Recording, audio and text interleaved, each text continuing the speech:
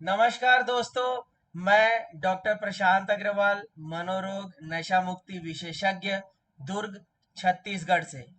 दोस्तों, आज 26 जून को अंतर्राष्ट्रीय नशा निरोधक दिवस है, यानी कि international day against drug abuse and illegal trafficking.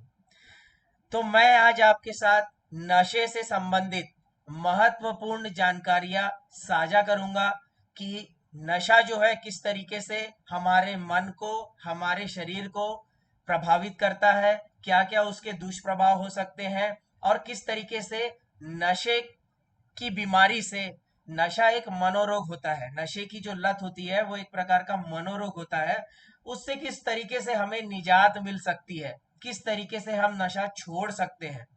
तो आइए जानते हैं वो बातें नशे के बारे में।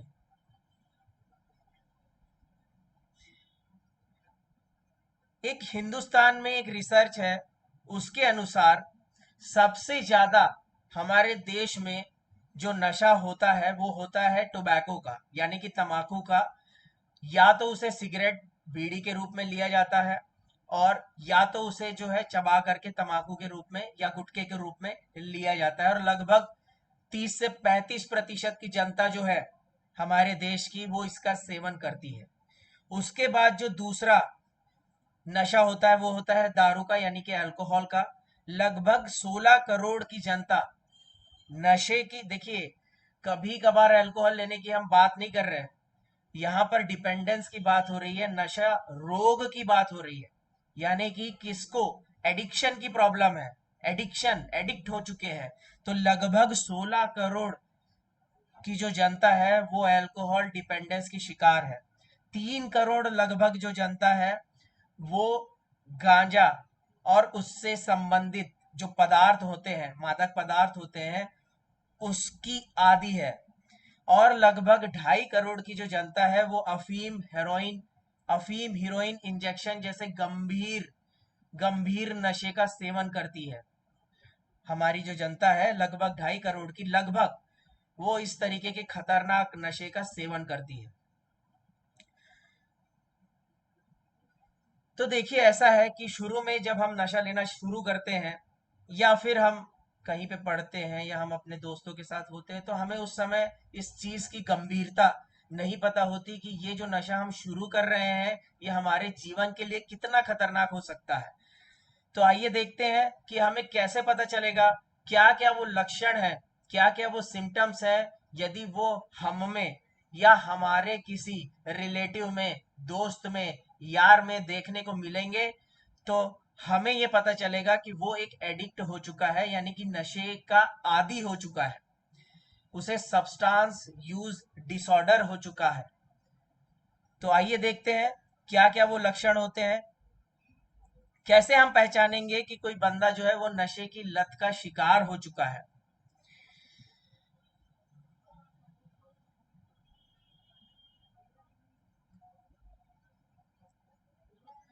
देखिए, पहली चीज जो होती है जिसको हम क्या बोलते हैं, क्रेविंग, यानी कि वो जो मादक पदार्थ होता है, नशा होता है, उसको बार बार लेने की तीव्र इच्छा होती है।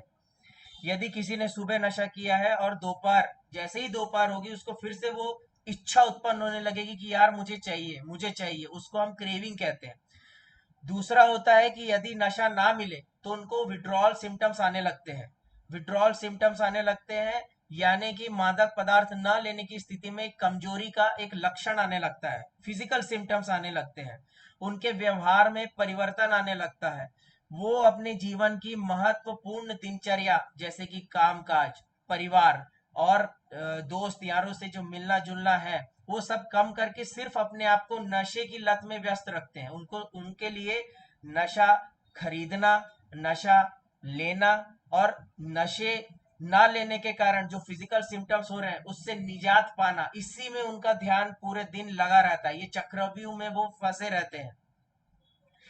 नशा लेने के कारण उनके मन पर और शरीर के विभिन्न अंगों पर दुष्प्रभाव हो चुका है।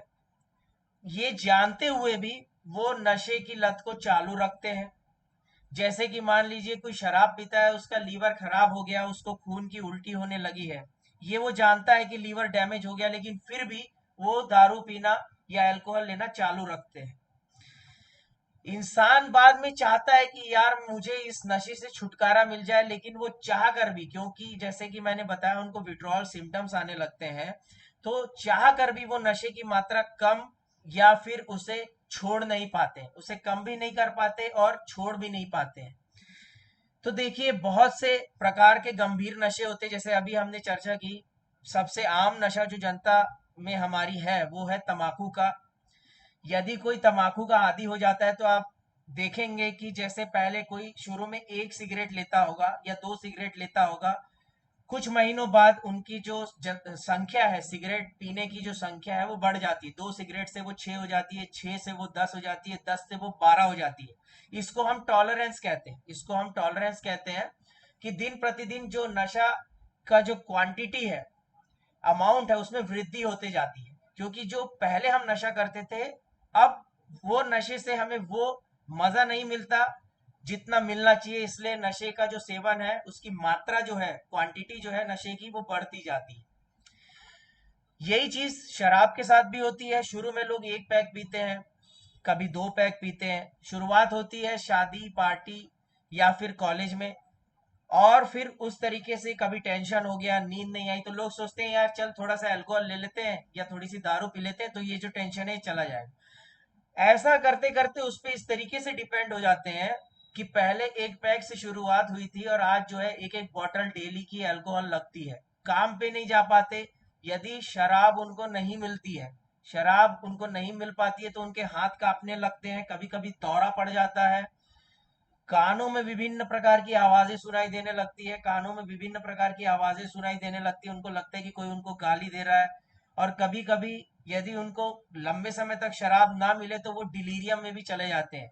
डिलीरियम यानी कि वो, उनकी जो कॉन्शियसनेस है वो डिस्टर्ब हो जाता है, वो ऐसी स्थिति में चले जाते हैं जिसमें उनको समझ ही नहीं आता है कि वो कहाँ पर है, किसके साथ है।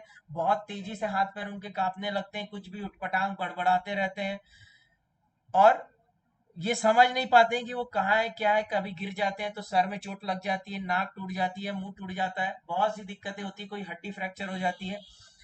तो ऐसा होता है।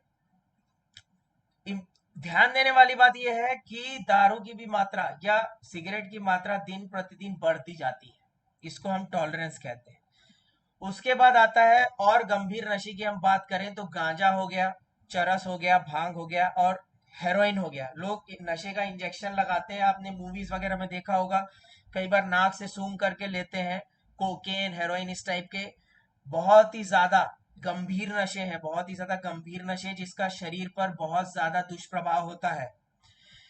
शुरू में कोई बंदा हेरोइन ले लेता है, गांजा ले लेता है, थोड़ा सा उसको मजा आता है, लेकिन वही चीज यदि वो कंटिन्यू करता है, वही चीज वो कंटिन्यू करता है, तो लंबे समय तक गांजा लेने से क्या होता है, ए मोटिवेशन सिंड्रोम हो जाता है। देखिए हम लोगों को मोटिवेट करते हैं कि आप ऐसा कीजिए वैसा कीजिए, तो वो सारा मोटिवेशन उनका जीरो हो जाता है। ना तो उनको काम करने का मोटिवेशन होगा, ना तो उनको परिवार के साथ संबंध रखने का मोटिवेशन होगा। मतलब आपको उनको देख करके लगेगा कि ये आदमी जो है नीरस हो चुका है, बिल्कुल इसको किसी भी प्रकार की कोई भी इच्छा नहीं रही। और दूसरा है कि गांजा लेने से कई बार साइकोसिस नाम की गंभीर मनोरोग की बीमारी हो सकती है, जिसमें क्या होता है, भूत प्रेत नजर आने लगते हैं, कानों में उल्टी सीधी आवाजें सुनाई देने लगती है, हर किसी पे शक वहम होने लगता है कि ये मेरे पीछे पड़ा है, मुझे मार डालना चाहता है। अपने जीवन साथी पर भी शंका होने लगती है कि इसका किसी और के साथ अफेयर है, चक्कर है। तो ये गांजा लेने से बहुत ही गंभीर प्रॉब्लम हो सकती है। अब बात करते हैं हेरोइन की, यानी कि डोडा, अफीम, ठीक है, और इंजेक्शन का जो नशा होता है उसकी। शुरू में जब लोग लेते हैं उनको थोड़ा रिलैक्स फीलिंग आती है, लेकिन दो तीन बार ही उस नशे को लेने के बाद उनको ऐसी, उनका जो शरीर है वो उस नशे का ऐसा आदी हो जाता है कि यदि वो नशा उनको ना मिले, यदि हेरोइन, डोडा, अफीम उनको ना मिले, तो पूरे शरीर में तेज दर्द होने लगता है, उबासियां आने लगती है, आंख से पानी, नाक से पानी, मुंह से पानी, डायरिया हो जाता है, पतले दस्त लग जाते हैं, पसीना आने लगता है और रात में नींद नहीं आती है, बेचैन हो जाते हैं, इधर उधर छटपटाते रहते हैं, इधर उधर छटपटाते रहते हैं। तो मजबूरी में बहुत ज्यादा पैसा खर्चा करके कहीं से भी वो जुगाड़ करके इस नशे को प्राप्त करने की कोशिश करते हैं, क्योंकि यदि वो नहीं लेंगे तो ये तकलीफ उनकी बढ़ते जाएगी। बहुत ज्यादा शरीर में दर्द होता है, आंख से पानी, नाक से पानी, और उनको दस्त लग जाते हैं, नाक बहने लगती है, उबासियां आती है। तो ये जो फीलिंग होती है ना विड्रॉल की, ये बिल्कुल भी अच्छी नहीं होती है। इससे आदमी मतलब बहुत त्रस्त महसूस करता है। तो इससे निजात पाने के लिए उनको जो है नशा लेना पड़ता है। तो ये उस चक्रव्यूह में फंस जाते हैं। नशा लेंगे, ये जो लक्षण है वो ठीक हो जाएंगे कुछ समय के लिए, फिर थोड़ी देर के बाद जब नशे का असर उतरेगा तो फिर ये लक्षण चालू चालू हो जाएंगे, और उसके बाद फिर उनको नशा लेना पड़ेगा। तो इस तरीके के चक्रव्यूह में वो फंसे रहते हैं, वो फंस जाते हैं, और दिन प्रतिदिन नशे की मात्रा बढ़ती चले जाती है, दिन प्रतिदिन नशे की मात्रा बढ़ती चली जाती है। तो देखिए, ये मैंने आपको शॉर्ट में बताया कि क्या क्या नशे हैं और क्या क्या उनके दुष्प्रभाव शरीर पर हो सकते हैं। दारू का दुष्प्रभाव मैंने बताया, दारू की वजह से दौरा पड़ सकता है, डिलीरियम हो सकता है, कानों में विभिन्न विभिन्न प्रकार की आवाजें सुनाई दे सकती है, नशे की हालत में आदमी कहीं पे भी जाकर के गिर जाता है, सर फट जाता है, नाक टूट जाती है, आंख टूट जाती है, कई बार लकवा हो जाता है, मेमोरी का प्रॉब्लम हो जाता है, याददाश्त में बहुत ज्यादा तीव्र कमी आ जाती है। और फिर कई बार ऐसा भी होता है कि जो ब्रेन है उसमें परमानेंट जो है न्यूरॉन्स जो होते हैं हमारे, उसमें परमानेंट डैमेज हो जाता है, और उसकी वजह से जो बंदा है वो ठीक से बोल भी नहीं पाता, ठीक से देख भी नहीं पाता, ठीक से चल भी नहीं पाता। वो पूरा जीवन लड़खड़ा कर चलने में, लड़खड़ा कर बोलने में बिता देते हैं। तो ये सारे जो नशे हैं ये बहुत ही गंभीर हैं, बट इसका इलाज संभव है। यदि आप चाहते हैं कि आप स्मोकिंग छोड़ दें, आप अल्कोहल छोड़ दें, आप ओपियोइड यानी कि हेरोइन, अफीम, डोडा, गांजा छोड़ दें, तो अपने जहां पे भी आप रहते हैं, आपके नियरेस्ट जो भी मनोरोग नशा मुक्ति विशेषज्ञ हैं, उनके पास शीघ्र जाएं और उनसे अपने इस प्रॉब्लम के बारे में डिस्कस करें, उनके साथ चर्चा करें, और उनसे सलाह लें कि किस तरीके से मेरा ये नशा छूटेगा। क्योंकि देखिए, दवाइयों के माध्यम से, काउंसलिंग के माध्यम से हमारे पास मोटिवेशनल एनहेंसमेंट थेरेपी होती है, यानी कि हम इंसान को नशा ना लेने वाला मोटिवेशन करते हैं और उनका आत्मविश्वास बढ़ाते हैं कि किस तरीके से वो नशे से दूर रहेंगे। दूसरा है कि हम रिलैप्स प्रिवेंशन काउंसलिंग भी करते हैं।